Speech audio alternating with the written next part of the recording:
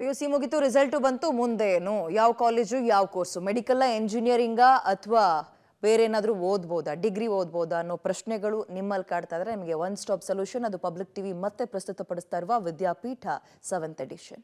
ರಾಜ್ಯದ ಅತಿದೊಡ್ಡ ಶೈಕ್ಷಣಿಕ ಮೇಳವಾದ ಪಬ್ಲಿಕ್ ಟಿವಿಯ ವಿದ್ಯಾಪೀಠಕ್ಕೆ ಕೌಂಟ್ ಡೌನ್ ಶುರುವಾಗಿದೆ.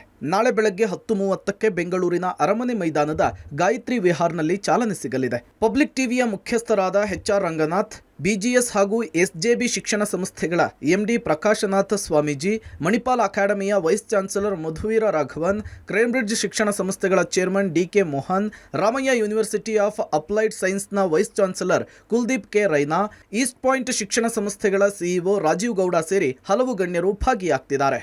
PUC ನಂತರ ಮುಂದೇನು, ಏನೆಲ್ಲ ಅವಕಾಶಗಳಿದೆ, ಈಗಿನ ಜಮಾನದಲ್ಲಿ ಯಾವ ಕೋರ್ಸನ್ನು ಆಯ್ಕೆ ಮಾಡಿಕೊಂಡ್ರೆ ಉತ್ತಮ, ಯಾವ ಕಾಲೇಜ್ ಬೆಸ್ಟ್ ಎಂಬೆಲ್ಲ ಪ್ರಶ್ನೆಗಳಿಗೆ ಇಲ್ಲಿ ಉತ್ತರ ಸಿಗಲಿದೆ. ಈ ಬಾರಿಯ ವಿದ್ಯಾಪೀಠದಲ್ಲಿ 110ಕ್ಕೂ ಹೆಚ್ಚು ಪ್ರತಿಷ್ಠಿತ ಶಿಕ್ಷಣ ಸಂಸ್ಥೆಗಳು ಭಾಗಿಯಾಗ್ತಾ ಇದೆ.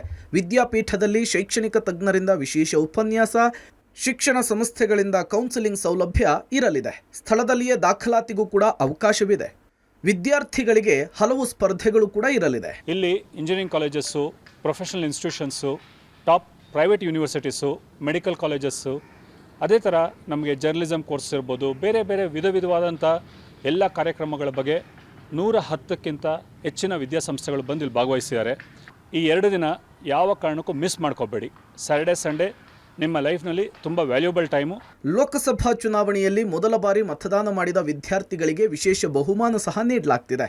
ಇಂದಿನ ಕಲಿಕೆ ನಾಳೆಯ ದಾರಿದೀಪ ಎಂಬ ಘೋಷವಾಕ್ಯದಡಿ ಈಗಾಗಲೇ 6 ಆವೃತ್ತಿಗಳ ವಿದ್ಯಾಪೀಠವನ್ನು ಪಬ್ಲಿಕ್ ಟಿವಿ ಯಶಸ್ವಿಯಾಗಿ ಆಯೋಜನೆ ಮಾಡಿದೆ. ಇದು ಪಬ್ಲಿಕ್ ಟಿವಿ ಪ್ರಸ್ತುತಪಡಿಸ್ತಾ ಇರುವ 7ನೇ ಶೈಕ್ಷಣಿಕ ಮೇಳವಾಗಿದೆ. ನಾಡಿದ್ದು ಕೂಡ ಬೆಳಗ್ಗೆ 9 ಗಂಟೆಯಿಂದ ಸಂಜೆ 6 ಗಂಟೆಯವರೆಗೂ ವಿದ್ಯಾಪೀಠ ನಿಮಗಾಗಿಯೇ ಇರಲಿದೆ. ಸೊ ಮಿಸ್ ಮಾಡದೆ ಬನ್ನಿ, ನಿಮ್ಮ ಗೆಳೆಯರನ್ನು ಕೂಡ ಕರೆತನ್ನಿ. ಪ್ರವೇಶ ಉಚಿತ. Aruna Shiraguppi, public TV, Bengaluru.